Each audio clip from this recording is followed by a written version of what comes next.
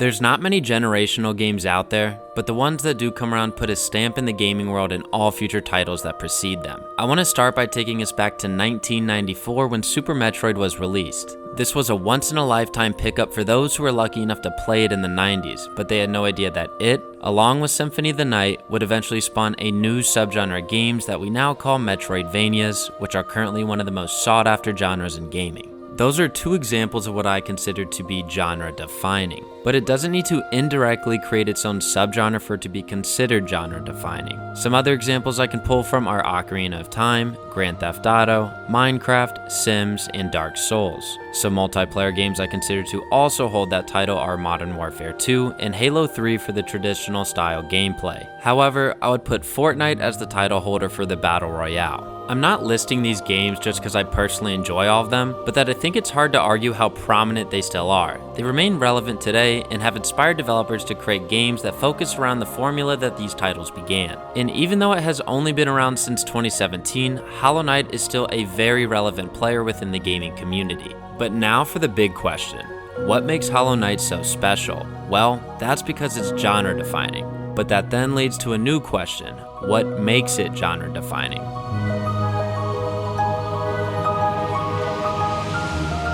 When I first booted up Hollow Knight, I wasn't overly impressed by anything outside of the graphics. But once I made my way to Green Path, I immediately knew this game was one of a kind. I remember trying to compare it to other Metroidvanias such as Super Metroid and Castlevania, but I couldn't quite make a genuine comparison, so I just accepted that this game was just making its own rules. At the time, I didn't really think it would be a groundbreaking game, but after playing a variety of Metroidvanias that were released after Hollow Knight, I started to notice similarities in gameplay that I didn't see before. And this is because Team Cherry has inspired and indirectly created a whole new subgenre of the already existing subgenre of Metroidvanias. You can call it whatever you want, whether it be a Hollow-like, a Knight-like, or you can just ignore the name altogether. Regardless, it does exist. So let's look at Haiku the robot. At a glance, the first thing that came to mind for me was that it looks a lot like Hollow Knight, which isn't a bad thing by any means because all games have some sort of inspiration or baseline. What's important is what they can add to differentiate themselves. With Haiku the robot, I personally did not find anything that made it stand out to me, and it doesn't help that it was overall an easier experience. It utilized a lot of design choices from Hollow Knight, but the most noticeable was the gameplay mechanics. Sure, there are some differentiators that I won't get into right now, but it's very clear this game seemed to have taken direct inspiration from Hollow Knight. Team Cherry created a new, unique combat system that others have begun to take notice of, and it consists of timely attacks and quick twitch evading. You could probably say that for almost any close combat game, but what made Hollow Knight different was the knockback feature of the player and the enemies. It created a whole new layer to the gameplay that I had not experienced prior. Sure, the larger enemies and bosses may not have reacted the same, but due to the great sound design and enemy reaction, each attack still felt impactful. Now, I'm not going to get into all the abilities you unlock, but something that I also had not experienced was the utilization of Soul to regenerate your health. This life regeneration was definitely a new mechanic for a Metroidvania that worked surprisingly well.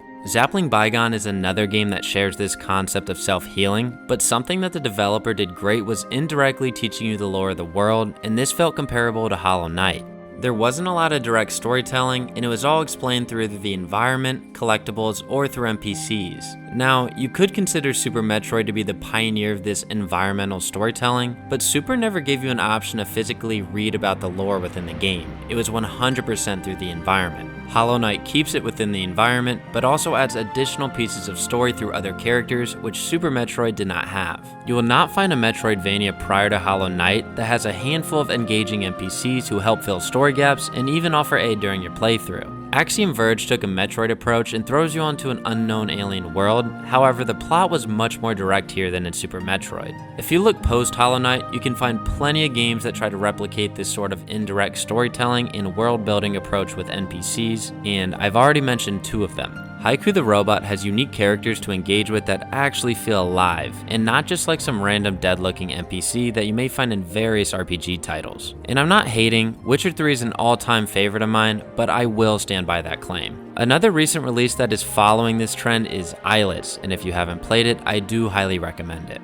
You'll find a variety of characters to interact with, which helps bring some extra personality to the game. They might not be as lore-filled as some of the characters in Hollow Knight, but it's nice to have that sense of meaning within the world. The developers even use this detail as a selling point. In the game's description, it says, "Make friends with a wide cast of charming characters, including a pretentious warrior classmate, a suspiciously friendly frog, and so many others." I don't think it's only me, but the first thing that came to mind when reading this was, oh cool, sounds like Hollow Knight. There's also plenty of titles still in development that seem to follow this type of world building formula. I just finished the Rebel Transmute demo, and so far, it seems there will be some reoccurring characters to engage with throughout the game. Even though Rebel Transmute looks like an Axiom Verge / Super Metroid type game, it surprisingly plays more similar to Hollow Knight with the short range combat and self-healing. But something else here that reminded me of Hollow Knight is the setup of the boss fights. Check out this intro.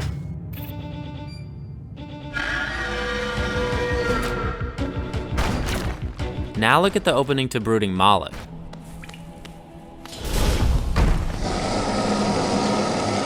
Sure, these examples are more similar than most, but what I've noticed in not just Rebel Transmute, but also in other games released after Hollow Knight are these boss intros. They all have roughly the same setup. You enter a room, a boss appears, their name appears, they make a noise, the music begins, then the fight starts. I'm not complaining about this, as I actually love this method of boss intros. It does a great job setting up the atmosphere and tone of the battle. A big gripe I have with a lot of RPGs is the setup of these bosses. They just kind of appear, so there's no real build up or characterization. And sure, Super Metroid has these kinds of intros, but Hollow Knight took it a step further, and others are now following this within the metroidvania genre. Here's just a few examples from games that have come out after Hollow Knight.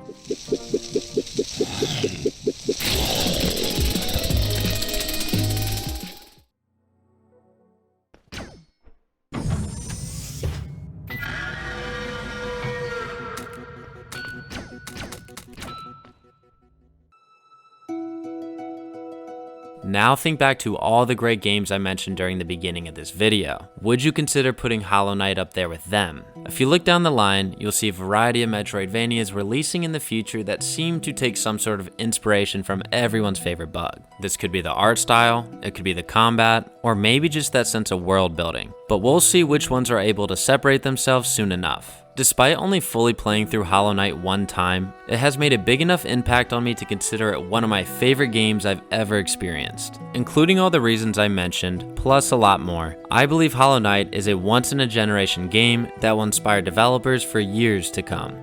Do you all believe Hollow Knight has redefined the Metroidvania genre? Whether you agree or disagree, let me know in the comments below. I was inspired to make this video after playing a variety of indie titles as well as some Nintendo games, and it might not be a fair comparison, but none of them could match up to Hollow Knight. So I took the time to think about what really made this game special, and I'm sure I missed plenty of other points, but I had a great time breaking it down. So if you like this video, please leave a like and subscribe, and I'll keep doing my best to get content out consistently. So until next time, peace out.